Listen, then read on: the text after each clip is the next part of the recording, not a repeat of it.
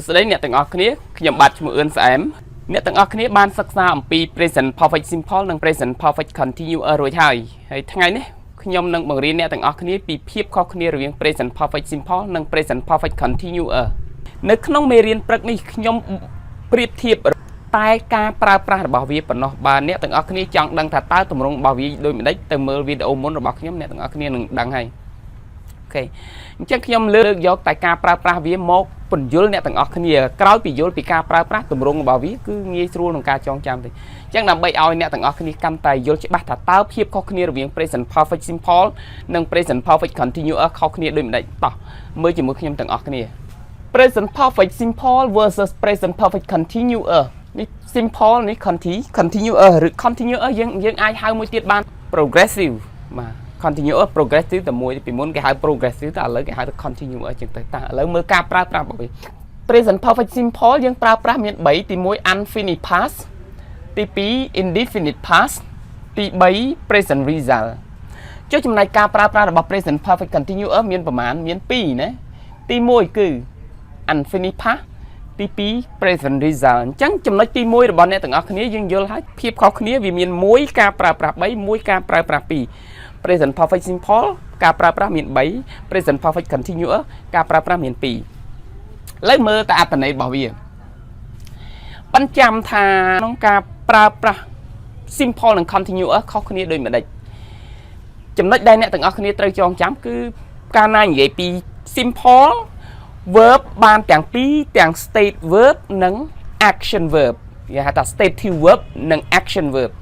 ចំណែកឯ present perfect continuous ភាគច្រើនគឺគេប្រើតែជាមួយនឹង action verb ទេ verb បង្ហាញពីសកម្មភាពក៏ប៉ុន្តែជាមួយ state verb មួយចំនួនក៏វាអាចប្រើ continuous បានដែរតែវាបដូរអត្ថន័យ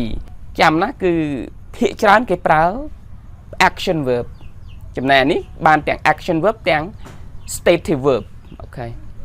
ទី1 unfinished past ក្នុង present perfect simple តើ unfinished past ក្នុង present perfect simple គេប្រើដូចម្ដេច unfinished past នៅក្នុង present perfect simple គេចង់សំដៅលើសកម្មភាពទាំងឡាយណាដែលកើតក្នុងអតីតកាលបានន័យថាចាប់ផ្ដើមនៅក្នុងអតីតកាលហើយនៅតែបន្តគេប្រើពាក្យហ្នឹងអង់គ្លេសគេថា an activity that began in the past and still continue ណាអត្ថន័យទី1របស់វាអញ្ចឹង unfinished past នៅក្នុងចំណុចទី1នេះគឺសំដៅលើសកម្មភាពបានកើតនៅក្នុងអតីតកាលហើយនៅតែបន្ត We live here for 25 years អញ្ចឹងពីមុនមកដល់ឥឡូវ25ឆ្នាំពួកយើងនៅទីនេះអញ្ចឹងចំណុចនេះគេប្រើមួយ for I play football since I was a boy ខ្ញុំបានលេងបាល់ទាត់ហ្នឹងតាំងពីខ្ញុំនៅក្មេងមកម្ល៉េះអញ្ចឹងគេប្រើមួយ sin អញ្ចឹងយើងដឹងហើយ for គេប្រើជាមួយ a period of time sin គេប្រើមួយ a point in time អញ្ចឹងអាហ្នឹងគេហៅថាចាប់ផ្ដើមក្នុងអតីតកាលហើយនៅតែបន្តណាចុះចំណែក unfinished past នៅក្នុង present perfect continuous unfinished past គឺគេចង់សំដៅលើសកម្មភាពដែលចាប់ផ្ដើមក្នុងអតីតកាលហើយកំពុងតែបន្តឥឡូវនេះអញ្ចឹងមានន័យថា an activity that began in the past and is continuing now គេប្រើពាក្យ and is continuing now we've been living here for 25 years I've been playing football since I was a boy អញ្ចឹង for ប្រើជាមួយគ្នា sin ប្រើមួយគ្នារបស់ទាំងពីរនេះអត្ថន័យរបស់វាបើនិយាយពីអត្ថន័យប៉ិនខ្ញុំប្រាប់អ្នកទាំងអស់គ្នាត្រឹមកម្រិត intermediate អត្ថន័យរបស់វាគឺដូចគ្នាអត់ខុសគ្នាទេក៏ប៉ុន្តែបើកាលណាយើងប្រើពពួកនេះសារពពួក long action verb verb ទាំងឡាយណាដែលបង្ហាញពីសកម្មភាពវែងអញ្ចឹងបើសិនជាវាប្រើបានទាំង present perfect ទាំង simple និង continuous អង់គ្លេសបែបអង់គ្លេសគេនិយាយច្បាស់ណាស់គឺគេឲ្យប្រើ continuous ច្បាស់ជាងនៅក្នុងអង់គ្លេសបែបអង់គ្លេសទៅមើល third edition របស់ intermediate របស់ Hathaway ឬក៏ fourth edition គឺវាបញ្យល់បែបហ្នឹងអញ្ចឹងចំណុចទី1គេប្រើ sin និង for sin និង for ដូចគ្នាហើយកិរិយាសព្ទទាំងឡាយណាដែលបង្ហាញសកម្មភាពវែង the idea of a long time បែបនេះបើសិនជាប្រើបានទាំងពីរគេឧស្សាហ៍ប្រើនេះជាងអង់គ្លេសបែបអង់គ្លេសចំណុចទី1ចំណុចទី2គេប្រើ present perfect simple នៅក្នុង indefinite past ពាក្យថា indefinite past នេះគឺមានន័យថាកើតក្នុងអតីតកាលដែលមិនប្រាប់ពេលវេលាច្បាស់លាស់ ពេលវេលាកើតនៅពេលណាវាមិនសំខាន់នោះទេជាងយើងអត់ចង់ដឹងថាកើតនៅពេលណាហើយភាគច្រើននេះកើតច្រើនទីជាលក្ខណៈបទពិសោធន៍នរណាម្នាក់នៅក្នុងជីវិតរបស់គាត់ឧទាហរណ៍ I've been to the United States ខ្ញុំបានទៅអាមេរិកអានេះជាបទពិសោធន៍របស់គាត់ហើយSam has never had an operation Sam អត់ដែលវះកាត់ទេអញ្ចឹងអានេះជាបទពិសោធន៍ក្នុងជីវិតរបស់គាត់អាហ្នឹងគេហៅថា indefinite past ចុះក្រឡេកមើលទៅ present perfect continuous សួរថាមានចំណុចទី2អត់មានទេណាចំណុចទី3 present perfect simple គេប្រើសម្រាប់ present result present continuous ក៏ប្រើ present result តែអត្ថន័យរបស់វាយ៉ាងម៉េច present result នេះមានន័យថាវាកើតច្រើនតែកើតនៅគេហៅថា recent past អតីតកាលថ្មីហ្នឹងមិញហ្នឹងហើយ present result នេះគឺមានន័យថាឥឡូវលែងមានតទៅទៀតតែវាផ្ដល់លទ្ធផលនៅពេលឥឡូវដូចគ្នាហើយចំណុចមួយគឺយើងចង់និយាយនោះគឺក្នុង present result នៅក្នុង present perfect simple នេះភាគច្រើនកិរិយាសព្ទដែលគេយកមកប្រើច្រើនតែគេហៅថាកិរិយាសព្ទដែលបង្ហាញពី the idea of a short time សកម្មភាពកិរិយាសព្ទនឹងបង្ហាញខ្លីៗចំណែកឯ present result នៅក្នុង perfect continuous ច្រើនតែ the idea of a long time កិរិយាសព្ទបង្ហាញពីសកម្មភាពវែងណាឧទាហរណ៍ the taxi hasn't arrived yet តាក់ស៊ីអត់ទាន់មកដល់ឥឡូវ result ត្រង់ណាពួកយើងកំពុងរងចាំតាក់ស៊ីអាហ្នឹងគេហៅថា result ហើយតាក់ស៊ីអត់ទាន់មកដល់តែយើងកំពុងរងចាំហ្នឹង result I lost my car key ខ្ញុំបានបាត់សោឡានរបស់ខ្ញុំអញ្ចឹងឥឡូវដើររអត់ទាន់ឃើញទេថ្មីហ្នឹងខ្ញុំឆ្ងល់តើវាទៅណាអាហ្នឹង present result អត់ទាន់ឃើញទេហើយ loss នេះគឺកិរិយាសព្ទបង្ហាញសកម្មភាពខ្លីៗ She broken her leg នាងបានបាក់ជើងរបស់នាងពាក្យថាបាក់ហ្នឹងអត់មានសកម្មភាពវែងទេបាក់អើយ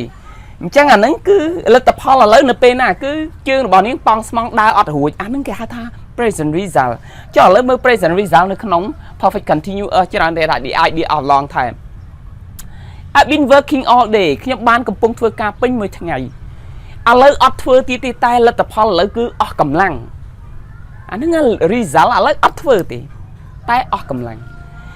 Have you been crying តើអ្នកបានកំពុងយំឬហេតុអីបានខ្ញុំសួរសំណួរនោះពីព្រោះលទ្ធផលគឺឃើញភ្នែកហ្នឹងវាពណ៌ក្រហមកាលណាភ្នែកក្រហមប្រកាសជាយំអញ្ចឹងខ្ញុំសួរហ្នឹងបានន័យថាលទ្ធផលគឺភ្នែកក្រហម I've been swimming ខ្ញុំបានកំពុងហែលទឹកឥឡូវអត់កំពុងហែលទឹកទេឥឡូវឈប់ហើយតែឥឡូវលទ្ធផលនៅពេលណាគឺសក់នេះកំពុងអសើមធ្វើអីហ្នឹងខ្ញុំបានកំពុងហែលទឹកតែឥឡូវឈប់ហើយ We've been jogging ពួកយើងបានកំពុងរត់ហាត់ប្រាណឥឡូវអត់រត់ទេឥឡូវអង្គុយផឹកទឹកបែកញើសឡើងជោកធ្វើអីហ្នឹងបានកំពុងហាត់ប្រាណអញ្ចឹងលទ្ធផលអាទី1ថ្ងៃឥឡូវគឺអស់កម្លាំងប៉ុន្តែអត់ធ្វើការទៀតទេឥឡូវអានេះភ្នែកក្រហមប៉ុន្តែអត់យំទៀតទេខ្ញុំបានកំពុងហែលទឹកមានន័យថាឥឡូវអត់ហែលទេតែលទ្ធផលគឺសក់នៅសើម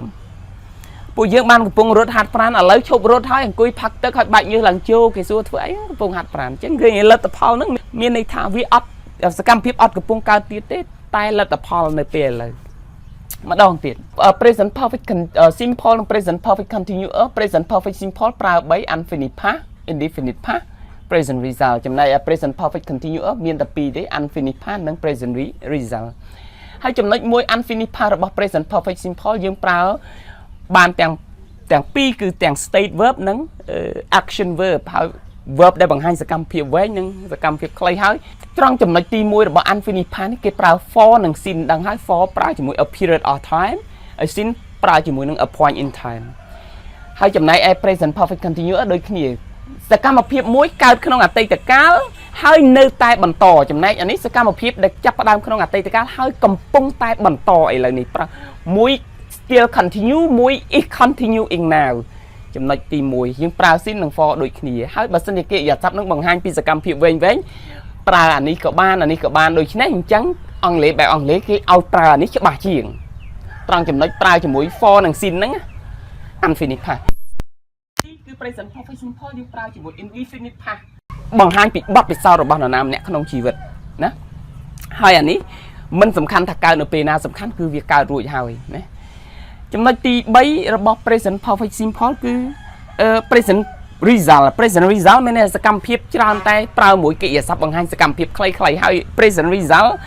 ឥឡូវសកម្មភាពលែងមានតទៀតតែលទ្ធផលដូចជាឡានតាក់ស៊ីមិនទាន់មកដល់ឥឡូវយើងកំពុងរងចាំអាហ្នឹងជា result ខ្ញុំបាត់សោឡានរបស់ខ្ញុំឥឡូវកំពុងដើររអត់ទាន់ឃើញអាហ្នឹងគេហៅថា result she broken her leg នាងបាក់ជើងរបស់នាងមានន័យថាឥឡូវជើងដើរអត់រួចទេប៉ង់ស្មងអីចឹងទៅចំណែកនេះច្រើនតែចកិរិយាសព្ទបង្ហាញសកម្មភាពវែងឥឡូវសកម្មភាពនឹងអត់កើតតទៅទៀតទេខ្ញុំបានកំពុងធ្វើការពេញមួយថ្ងៃឥឡូវអត់ធ្វើការតែអស់កម្លាំងនឹងលទ្ធផលគឺអស់កម្លាំងតែអ្នកបានកំពុងយំឬឥឡូវអត់យំទៀតទេតែភ្នែកក្រហមលទ្ធផលគឺភ្នែកក្រហម Been swimming ខ្ញុំបានកំពុងហែលទឹកឥឡូវអត់ហែលទេតែសក់នឹងនៅសើមអង្គុយជូតសក់អីចឹងពួកយើងបានកំពុងរត់ហាត់ប្រាណឥឡូវលែងរត់ហើយតែឥឡូវបែកញើងអង្គុយផឹកទឹកហត់ចឹងទៅអូខេមិនដែរអ្នកទាំងអស់គ្នាយល់ទេក្រោយពីការបញ្យល់របស់ខ្ញុំអញ្ចឹងចាំណា state verb គ្មានវត្តមាននៅក្នុង continuous ទេទាំង state verb ទាំង action verb ប្រើនៅក្នុងនេះចំណែក action verb ភាគច្រើនប្រើនេះតែ state verb ប្រើជាមួយនឹង continuous បាននៅក្នុងស្ថានភាពខ្លះតែវាបដូរអត្ថន័យបើមានចម្ងល់អីតាក់ទងនឹង present perfect simple និង present perfect continuous សរសេរនៅក្នុងខ្ទង់ comment ខ្ញុំនឹងព្យាយាមឆ្លើយទៅអ្នកទាំងអស់គ្នាមិនខានបាទអញ្ចឹងខ្ញុំគិតថានេះជាចុងបញ្ចប់នៃការបង្រៀនរបស់ខ្ញុំអរគុណច្រើនចំពោះការមើលការបង្រៀនរបស់ខ្ញុំហើយកុំភ្លេចចាំមើលវីដេអូបន្តទៀតខ្ញុំនឹងព្យាយាមបង្កើតនៅវីដេអូតាក់ទងនឹងវេយ្យាករណ៍ភាសាអង់គ្លេសបានច្រើនតទៀតបាទអរគុណច្រើនជួបគ្នានៅពេលក្រោយវាសិនហើយបាយបាយ